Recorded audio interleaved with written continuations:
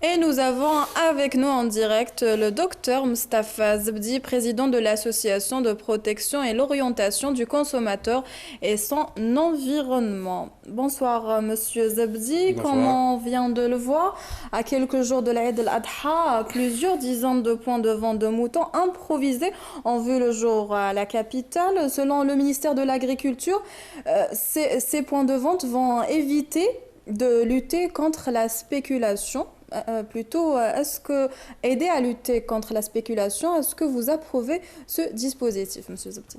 Vous savez, ce dispositif n'a pas effacé toute spéculation. S'il y a Mais il un a été point, renforcé par rapport aux autres années, Monsieur Zebdi. oui, plus ou moins, disons plus ou moins. Mais il faut aussi dire que les points de vente informels existent toujours. Peut-être que les points de vente informels sont plus importants que ces points de vente formels. D'ailleurs, nous, on a toujours demandé à ce qu'il y ait un raccourcissement de la chaîne de distribution, surtout quand il s'agit de Eid al-Adha, entre éleveurs et consommateurs. Mais malheureusement, ce n'est pas les éleveurs qu'on trouve dans ces points de vente. Vous avez à 200 mètres de vous, là, juste un point de vente de Bir Morad Raïs, et vous allez voir, je vous défie si vous allez trouver un éleveur. Ce qui fait, si on doit parler de prix, ces points de vente n'ont pas réussi à faire baisser les prix par rapport aux années précédentes, Monsieur Zebdi. Les prix ont baissé, c'est grâce à la fermeture de frontières. C'est grâce à l'armée populaire nationale que les prix, il y a une abondance dans le cheptel, donc les prix ont baissé de 10 Moins à de 15. contrebande, moins... Voilà, c'est la raison principale. Mais dire que ces points de vente ont contribué à la baisse, moi personnellement, je ne suis pas d'accord. Si on devait faire une comparaison par rapport aux autres années, est-ce que les prix sont abordables? Oui, bon, je ne dirais pas abordable, parce que le prix reste élevé, mais il y a une diminution de 10 à 15%, comme je l'ai cité, mais il n'y a pas eu d'impact direct sur le prix de la viande. La viande, elle fait toujours de 1400 à 1500 dinars le kilo. Si on doit basculer vers un autre créneau, celui de la situation, il y a beaucoup de maladies dans plutôt la situation sanitaire, il y a beaucoup de maladies dont les symptômes qui ne sont pas détectables de prime abord sur l'animal quand il est en vie, mais qui apparaissent une fois que le mouton sacrifié. Monsieur Zebdi, que faire pour éviter ce genre de problème? Justement, là, il y a une situation un petit peu délicate. C'est que l'abattage rituel ne se fait pas un pourcentage élevé dans les abattoirs, il se fait à domicile. Donc, nous, en tant que consommateurs, on ne peut pas être expert, surtout quand il s'agit du kyste hydatique. Il faut dire que le kyste hydatique... Où le ministère de la Santé a lancé un appel pour sensibiliser les personnes. On le fait chaque année. Le kyste hydatique, il peut être transmissible à l'homme et le traitement n'est pas médical malheureusement. Le traitement du kyste hydatique chez l'être humain, c'est un traitement chirurgical. C'est pour cela qu'il faut bien vérifier les organes ciblés par cette maladie qui sont le foie et les poumons du mouton. Et s'il y a le moindre doute, il ne faut pas hésiter à prendre l'organe en entier, même la carcasse s'il le faut, et s'orienter vers le bureau d'hygiène communal le plus proche, où il y a une permanence de médecins vétérinaires qui, eux, sont habilités à donner le diagnostic juste et à orienter le consommateur des actes à suivre.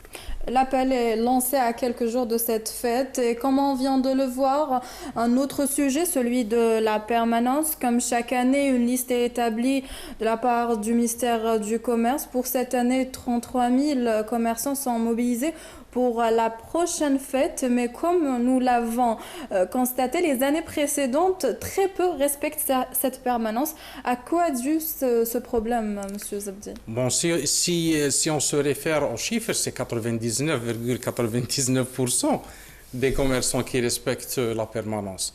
Il faut dire aussi qu'on ne peut avoir une satisfaction complète de toute la population parce qu'il s'agit d'une permanence. C'est-à-dire s'il y a 1000 boulangers qui doivent... Un service minimum est Voilà, assuré. c'est un service minimum. Donc il faut, même le consommateur, un petit peu, il faut qu'il... Compréhensible. Voilà, il faut qu'il soit un petit peu compréhensible, qu'il achète ce dont il a besoin, il ne faut pas qu'il abuse, il ne faut pas qu'il commence à stocker les denrées alimentaires, etc. Éviter le phénomène de stockage qui se fait avant. Donc c'est un service minimum qui se fait. On doit se contenter de ce service minimum. Même le commerçant, et c'est un citoyen qui a tout le droit de fêter l'Aïd avec sa famille, mais on aurait aimé qu'on passe à un stade plus, je dirais, plus évolué dans la production surtout du pain. Parce qu'on a parlé il y a 2 années d'une industrie du pain, mais qui n'est toujours pas... Justement, qui n'a pas vu le jour. Il y a eu une petite expérience il y a 2 années, ça a réussi, et depuis, on ne parle plus de ce projet. Justement, je pense que lancer ce genre de projet permettra de mieux garder. Monsieur Zebdi, on va essayer de voir un autre sujet. Je vous propose de regarder ce sujet sur l'état des pompes d'essence de la capitale à 2 jours de l'Aïd al-Adha, et on reviendra sur le plateau pour en parler. Les stations-service ont été prises d'assaut par les automobilistes. La plupart viennent faire le plein en prévision de Eid al-Adha, car tous craignent une pénurie de carburant. De longues files d'attente se sont formées à l'entrée de cette station, une attente qui finit par harasser les plus patients. Depuis ce matin, je fais la queue, il n'y a pas d'essence. Le réservoir d'essence est presque plein, ils retournent à la station pour le remplir à nouveau. Ça crée des bouchons. Moi, j'avais pratiquement la moitié, maintenant, j'ai fait le plein. À chaque fois que le directeur général de Naftal prend la parole à travers les médias pour informer les citoyens qu'il va y avoir une disponibilité le lendemain, tous les citoyens font la chaîne. Selon les gérants des stations-service, c'est la grande affluence qui crée la pénurie et pas le contraire. L'essence, le gasoil et le mazout sont disponibles durant la période de l'Aïd. Pourtant, les stations-service sont prises d'assaut durant cette période. Je vends plus de 30 000 litres par jour. Avant l'Aïd, je ne vendais que 24 000 litres. La consommation augmente, ce qui va engendrer une pénurie. Ce rush risque de diminuer, notamment avec les nouvelles augmentations qui toucheront les carburants prochainement. Des augmentations de l'ordre de 3 dinars sont prévues par l'avant-projet de loi de finances 2017. Retour sur le plateau, Monsieur Zebdi, vous l'avez vu, les stations de carburant sont prises d'assaut alors que les gérants assurent qu'il n'y a pas de pénurie. Pire encore, la grande influence sur le carburant risque de créer un problème de consommation et de confiance. Alors, c'est quoi le problème à votre avis, Monsieur Zebdi? Le problème, c'est un problème de confiance. Voilà, le consommateur a toujours cette peur, cette frustration de pénurie lors des fêtes. Ce n'est pas seulement le cas de l'essence, c'est le cas du pain, des fruits et légumes, du lait. À l'approche de chaque fête, à l'approche de chaque week-end, à l'approche de chaque occasion, il y a une certaine frustration. Donc je pense qu'il faut mener une action de sensibilisation pour chaque fête. Il faut que ça soit une action profonde, afin d'essayer de rétablir les liens de confiance entre les pouvoirs publics et entre le consommateur. Moi, je condamne ce qui est en train de se passer. Là, il y a un affolement non justifié.